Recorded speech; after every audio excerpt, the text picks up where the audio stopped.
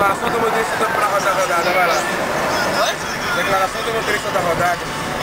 Estamos fazendo uma viagem tranquila, graças a Karina, que eu venho agradecer bastante por ter dormido e parar de gritar na nossa cabeça, pois isso tranquiliza muito o trabalho do motorista, entendeu?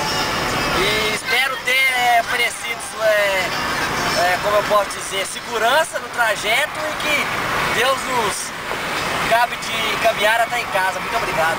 Pra quem não sabe, essa é a Karina que tá dormindo. Graças a Deus. Esse é o marido dela que dormiu na pousada. Esse é o filho do marido dela.